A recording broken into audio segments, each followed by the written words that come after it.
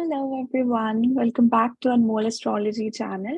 Now today's video is about how to judge the planet Mars while predicting. Okay, just like we did for Saturn and Jupiter, now we are going to do for Mars, right? Now I'll just quickly share my screen to start with it. Okay, so this is a chart, right? Now first thing we have to do is we have to understand where our Mars is, right? You have this chart as your D1 chart, and you can similarly use this technique within your Navamsha chart also, but even your D10 chart also. Only thing you have to change within yourself is the thought process of how you're predicting. For D1, it's your life, it's your nature, right? D9, it's about your marriage life, particularly, right? It is going to tell you how the relationship between you and your spouse is, or after you get married, you are in a new home. If you are a girl, you are in a new home. If you're a boy, you are with a new partner. A lot of things change then also. Then you just need to understand it from the perspective of marriage. When it's about D10, it's actually the environment of public environment of your career, how you interact with other people, anyone stranger, anyone in public, or with anyone that you interact with on your career basis. Okay, so this is how you are going to judge each and every planet in every chart. Now we'll assume that the planet Mars is in the fourth house. Okay, so first thing, the first step is actually to judge it from a Kal Purush Kundali, right? So we'll take this as Aries, this as Taurus, Gemini, then Cancer, then Leo, then Virgo, Libra, Scorpio, Sagittarius, Capricorn, Aquarius, and lastly Pisces. Okay, so just assume that this Mars is in the fourth house, the original space of Cancer, and the house which is originally ruled by Moon, right? So first your prediction has to be, what is Mars? Mars is a soldier, Mars is a provider, Mars is the humanitarian. You need to understand discipline is actually through Mars. More than Saturn, it's Mars. Saturn is just about what is fair, what is right, being impartial. But Mars is actually the discipline that you see in army officers, that you see in people who are, you'll see a typical Martian personality does it all in a very, very disciplined manner. I won't say organized. Organization is more about Saturn, but discipline is solely about Mars on the priority.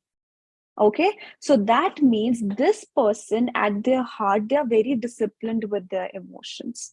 This person has their emotions in line, but these people are very dominating when it's about their emotions. They'll try to dominate the area where they are in. Suppose Mars is in the sixth house, then you will judge it as Mars is in the domain of Virgo, right? Rulership of Mercury. If suppose Mars is in the 10th house, you'll judge it as Mars is actually invisibly exalted here because it is in the domain of Capricorn. So it is very disciplined towards the outer area. It is very ambitious. It's very much into public. They are a humanitarian person doing a lot of things about public, right? So, one reality tip I would give you with Mars in the fourth house is that Mars in the fourth house is like those people are more about their family. In I don't know, it's very valid in the outer cultures or not, in foreign cultures or not, but in Indian culture, you will see most of the people are very much about their social public image, how their relatives think about them. I've seen people acting very dual within their home, like our parents. that generation, they are very strict within our home, but when it's about treating other people, they are just going to sideline us for some time, and they'll be like, oh, you should do this for them, you should, they behave a little bit differently because they want to in a way protect their image, right? They are more about the other people. Oh, that person is asking them, so do it. Even the person in the home is asking the same thing, but they'll just ignore it because, you take your kids for granted, you take your family for granted for some while, because you're not image conscious there, right? So for a person who has Mars debilitated, or it is Mars in the fourth house, this person is actually their image conscious within their home. So these people are more about their home, uh, rather than other people, rather than people outside their. So that's why you will see an exalted Mars individual is much about other people, being a humanitarian, being at service and a provider for other people rather than their family. Whereas a debilitated Mars, or Mars in the fourth house, is like a person wants to do everything for the family. They want to build a good image within them. They want to provide for them. They want to do anything in their power to just make them happy. But of course, since Mars is also a soldier, Mars is also a fighter. Mars has the tendency to fight as well. So that's why whenever Mars is there in the fourth house, these dual effects, you'll see that although they are very providing, very nourishing in nature, but also they are very passionate and a fighter. So they actually tend to fight a lot within the home. And why that happens? Because Mars is your energy. Your energy is where? In the fourth house. Fourth house is one of the nighttime houses. It is the night house. You don't want energy there, right? You want lazy planets there, like Venus, Moon, comfortable planets there. So what happens when Mars comes there?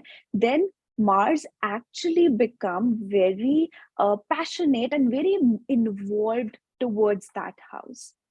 So you'll see those males who are very involved in the chores of their house, about how to manage them and what should be done in their house, what should not be done in their house, because we mostly expect in this society to females to do that, right? But for example, you see females or males, anyone who is more involved within the home, who is more dominating within the home, that's a person with Mars either debilitated or a Mars in the fourth house, or somehow affecting the fourth house. It could also be conjunct the fourth lord. Okay, so that's how you judge Mars being in the fourth house. Okay, so this is actually an example. You can similarly take it with any of the houses. Suppose Mars is in the ninth house. Just take all the qualities of Mars, put it in the sign of Sagittarius and the ninth house, and then predict. Okay, remember, always I say 1 plus 1. So Mars in the ninth plus Mars in Sagittarius, that is going to be your prediction. So you're going to have a number of predictions there. Now, the second thing that you're going to do is you're going to check which ascendant is it. So suppose it is a Scorpio ascendant.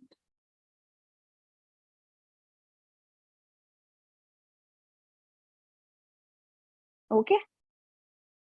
Now you will add on the predictions. Okay, you'll add on the predictions, which is Mars being in the sign of Aquarius within the fourth house. You did predict it for Mars being in the fourth house. I told you a lot of information about it. Now Mars in the sign of Aquarius. Mars actually in the 11th house originally, or being in the sign of Aquarius, means a very opportunist Mars, more than Mars in the sign of Capricorn. Okay, because Mars is a humanitarian planet, and Aquarius is also a humanitarian sign. Mars is not bad in the sign of Aquarius, let me tell you. Although it is ruled by Saturn, Mars is actually neutral to Saturn. It's not a typical enemy of Saturn. Okay, it does neutral with Saturn. That's why it is exalted in one of its sign. So humanitarian planet and a humanitarian sign. That means this person wants to do a lot of things for wherever Mars is. In suppose wherever Mars is in the sign of Aquarius. Now here we have in the fourth house. So this person is willing to do, willing to provide, willing to help everyone in the family, even relatives. Okay, but this person also wants their recognition, they want their gains also. So it's like a very strategic Mars. This person very strategically will do things within their life so that that is benefited to their family also and to themselves also. So Mars is actually a very selfish energy also, so it always has a selfish motive. Why? Because it is the first house, it is the brain, it is you thinking about yourself. Okay, so it's always this thing that Mars, wherever it is placed, it is going to think about himself also, plus other people also. Right? Now, how you're going to judge it? Now we are going to judge through aspects. Now, what aspects do we have for Mars? It is 4th, 7th, and 8th. Now, how do we need to understand the aspects of Mars? Just assume Mars to be in the sign of Aries because it is the mole trikon sign. And also, apart from this, you are going to think of Mars. You can make similar prediction with Mars also. The very first time I talked about Mars, that what are the traits of Mars, how Mars behaves, that is actually Mars in Aries, which we are assuming in the 4th house and making out predictions. Okay, so now I am assuming that Mars is in its mole trikon sign. I don't know the ascendant. I am not thoughtful of the ascendant right now. I'm just considering Mars to be in its mole trikon sign. And now I'll judge the aspects. So, fourth aspect. What is the fourth aspect? The original 4th house. And what is the original 4th house or the sign of Cancer? The sign of debilitation of Mars. That's why 4th from Mars, it is going to give its debilitated effects. And what are going to be the debilitated effects? Same, whichever we have learned, Mars being in the 4th house. This person is going to be very protective over the marriage and over the spouse. Because of that protection, possessiveness, and sometimes overprotectiveness, this person may end up in fights with the partner. If suppose the other person is not having influence of Mars with Venus, with Moon, or with 7th house in any way, the other person might feel very claustrophobic with this behavior. They might feel that they are being too much controlled because Mars is a dominating plus controlling planet. That's what soldiers do. That's what army professionals are trained for. Right? So that's why Mars is going to behave like that in the 4th, wherever the 4th aspect is, from wherever it is placed. So 4th from its placement is the 7th house here. So you can simply say that this person is overprotective over the marriage, and this person is very passionate about, very nurturing of the partner also. Okay, now you will see the 7th effect. So 7th effect of the Mars is actually originally the sign of Libra, which is the original sign of what? Balance. So you'll see that is the most imbalanced house. Wherever your Mars is, suppose your Mars is in the 3rd house, 9th house is the most imbalanced. But you'll always try to very passionately bring a balance towards 7th from the Mars. You're going to dominate heavily 7th from Mars because Mars here is directly looking at 7th from itself. So domination and improvisation, or in a way balancing out that house, is what happens with the seventh aspect of Mars. Suppose Mars is in the eighth house. People will always try to balance their relationship with the family, or always try to balance their income, their wealth, because that is the area which is most imbalanced. And they'll always try to dominate the speech, dominate through speech. Their speech is going to be a little bit, whenever Mars is connected with the second house or eighth house, you'll see a sort of vibration in their voice. You see people like, my voice is a little bit squeaky, I believe that. Little bit squeaky or flat. But those people have some sort of vibration within their voice. I hope I'm being clear with this. Whenever they speak, they'll have some sort of vibration coming out from their mouth, because their tone is going to be like that because of Mars. Right? Now, the last is going to be the eighth aspect. Now, the eighth aspect, what sign is it? Scorpio. So what happens? Eighth from Mars, that is the house, or that is the aspect that is going to bring in major transformation in a person's life. Okay. So that's why eighth from Mars, that area is going to trigger your transformation. Suppose you have Mars in the 12th house. Eighth is going to be here in the seventh. That means right after marriage, your life is going to change 360 degree. See, seventh house is about the marriage. Now you'll have this question that how I am going to change 360 degree. Why not the spouse, or why not the marriage? That is also going to happen. But the changes will come within you also. You'll see a lot is going to change how you connect with the other person, how you connect in a marriage, how you connect with the spouse. Suppose with Mars in the 12th, you have had different relationships before. You have had boyfriends or girlfriends, whatever, and you have been acting very differently with them. Maybe you're all about, flings and everything. You're not very serious kind of a person. Suddenly, you'll become very serious and very responsible person after marriage. Because that seventh house is going to act as a catalyst for you.